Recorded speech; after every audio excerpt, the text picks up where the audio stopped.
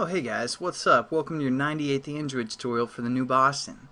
And again, what we're going to do in this tutorial is work with some data, like I said, for the next few tutorials, because it's a pretty crucial thing for most applications. You want to save some files, save some data somewhere, and so I'm going to kind of go through different ways you can do that. Now what we've worked with is the shared preferences, which is good for key and pair values, or key value pairs for the most part. So if you want to save just a variable, have that variable change and update it, we can do that. Now another way we can save some data or save some files is again internal storage, which is pretty similar to shared preferences, but I just want to show you guys some more stuff that we can do, and this data will be saved internally in the internal storage.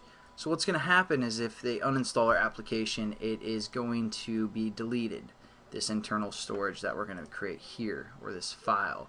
So the first thing that we want to do is we want to set up our class, and don't worry, we don't need to create a new XML layout finally. So we're just going to use the same one that we did from the other class as well. I'm just going to move this up here. Get started, and as you can see, I implemented the on-click listener, so it's nothing new there. I have a ton of imports, so you guys don't need to worry about. So what we're going to do within our onCreate method, we're going to set our content view to, what was it, r.layout dot, oh man, shared preferences.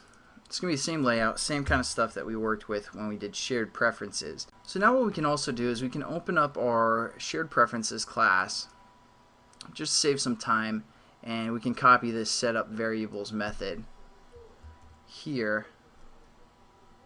Actually, let's just kind of copy everything from here, which is our onClick method, which is just a switching case, and our setup variables method. Copy that.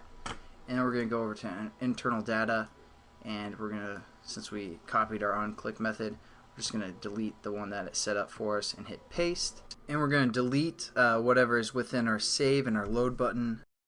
So now that we've copied it, we just need to call this method setup variables within our onCreate method. So it kind of initializes all of our variables there.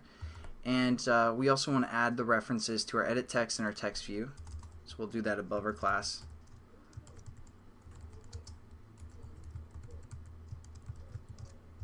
And a text view called data results.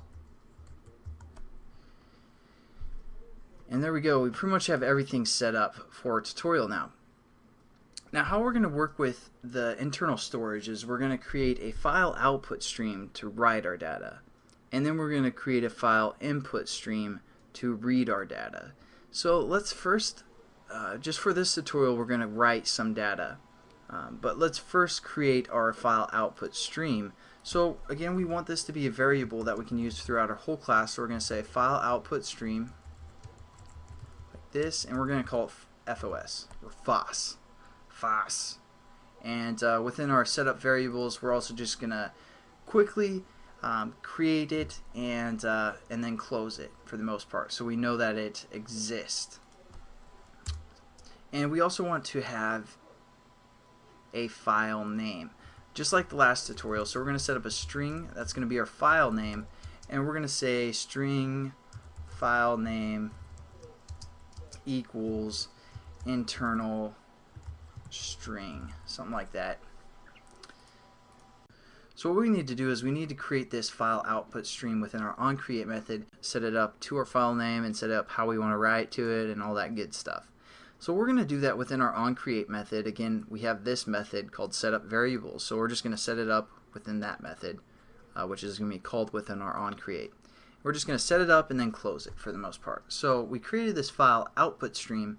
Again, output is how we write data, and we're going to set that equal to something called, or using a method called open file output.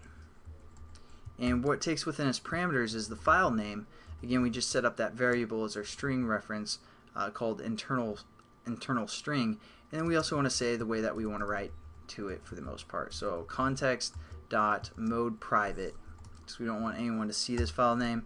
We want to only be able to access it within code for the most part, so we're going to use the default, mode private.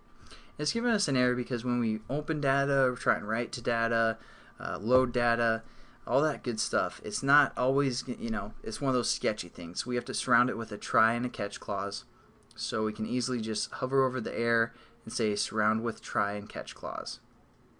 So I'm going to click that, and now it's going to catch if a file has not been found, for the most part, exception, and then print it to the stack trace. What we also want to do is, after we create this file output stream, we just want to close it. So anytime we open it, we need to close it. So we're just going to do that quickly, fos.close. And there we go. And again, it's going to say, hey, we are trying to close it. We need to surround this with a try and catch as well. But since it's already within the try bracket, what we're going to do is we're going to say add a catch clause to the surrounding try. And as you can see, once we click that, it adds this input-output exception. So we have two things within our try bracket and two exceptions that it can catch. Again, file not found and the file exception, or input-output exception. So again, it just prints it to the stack trace. And that's pretty much it for this tutorial. We didn't write anything. We basically just created our file output stream using the reference of our file name, saying we want to write to it privately, and then we close it within our onCreate method. So in the next tutorial, I'll show you guys how to actually write to this stream, and it's going to be pretty simple for the most part. And I'll catch you then. Have a good one.